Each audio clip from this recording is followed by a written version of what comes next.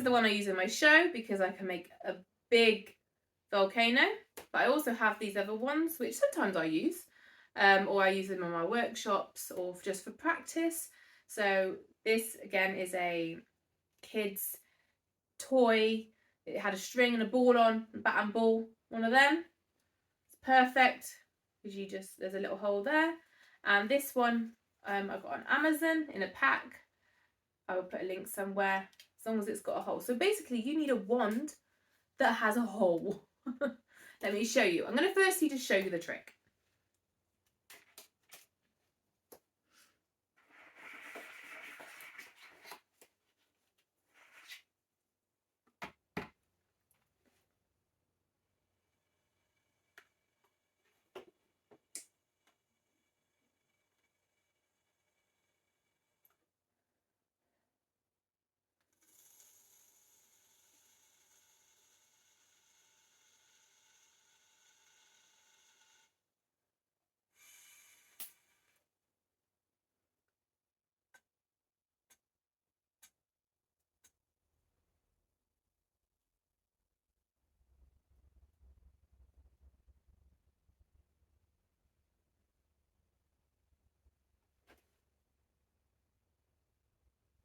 There we go.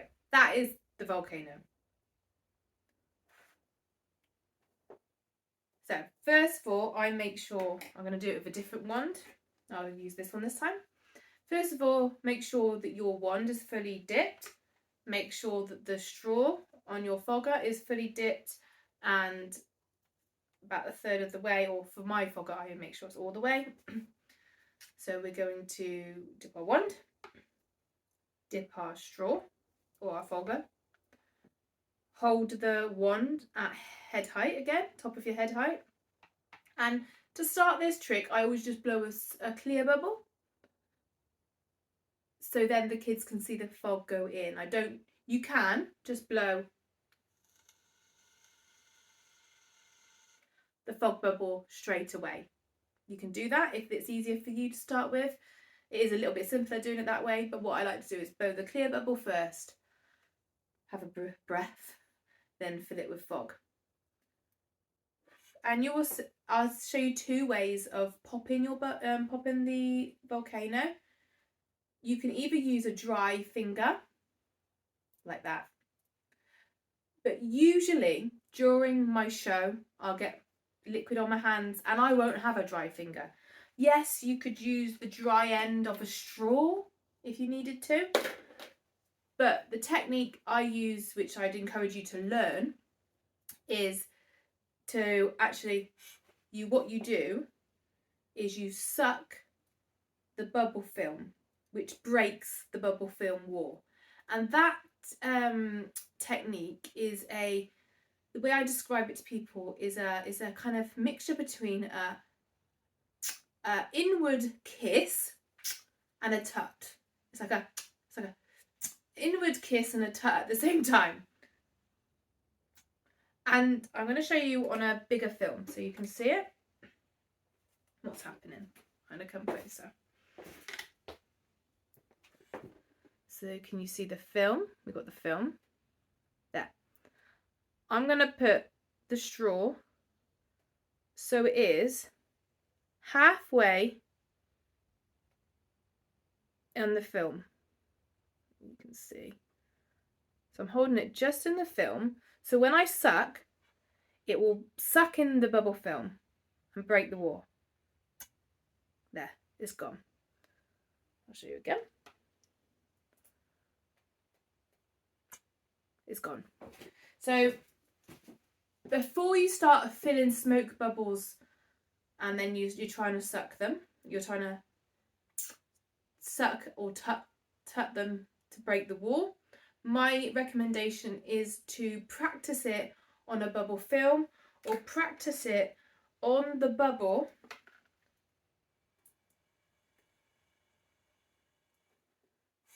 without the smoking, because at first what might happen while you're trying to learn that technique, a lot of people who I try and train, what they do is they will suck in the smoke.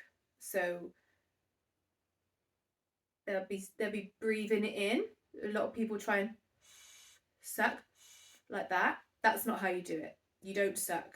That's just gonna, all that does is you end up sucking the smoke back up into your lungs. We don't want that. It is a kind of kiss, inward kiss, and a tut at the same time. Like annoyed, like a that's how I describe it and explain it as a like that. So and then you'll see the bubble go small. So yeah, practice it like that before you add the smoke. And I'm just gonna go through it again and talk you through how I do it again. I will use this one now so you can see. So we dip our wand, we dip our fogger. I'm going to blow the bubble first. And at this point, when I stop blowing the bubble, I need to keep my fogger very still. I want to keep my straw in my fogger straw still inside the bubble. I don't want to be pulling it out. I'm keeping it in the bubble. Then I take my mouth away. I have a breath. Then I hold the button down and then I blow the smoke.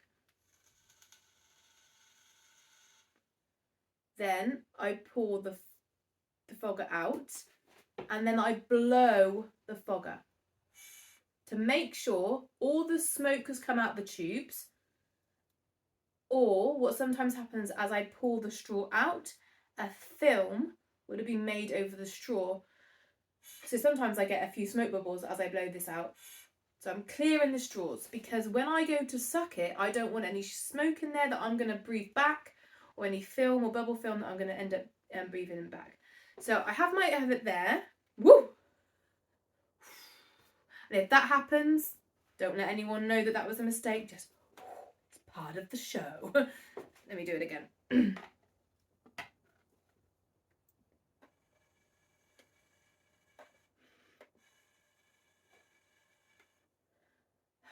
Breath. Fog. Take it out. Ooh. I'm not sure why that's popping. I think it touched my dry hand, but let's go again.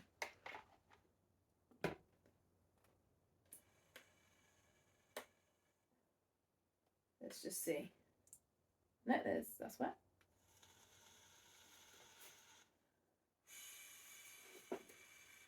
And then once I've done that, I bring it down,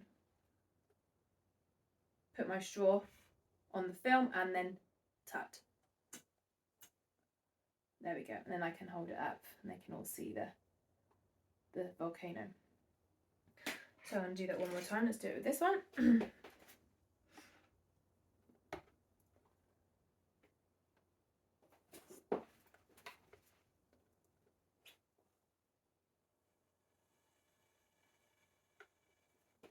Now I want to show you what will happen if I did take my straw out and then I put it back in. Can you see that? It made a bubble. And that's because I've took the bubble, the straw out and I've gone back in, and that bubble has then made an extra bubble film and it makes a bubble. That's why I say keep the straw inside. Take it out, clear the straw, and then suck or touch that. But let's try it another way. If you can't get that sucking, tutting technique straight away, you can use a dry end of the straw. And you could get a kid to come and do that, or an adult to come and do that, make it a bit more interactive.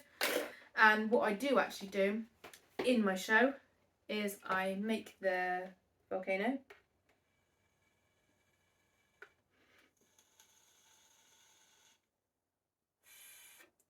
It made a little bubble then. And I'll shake it. Earthquake bubble! Then. So there you have it.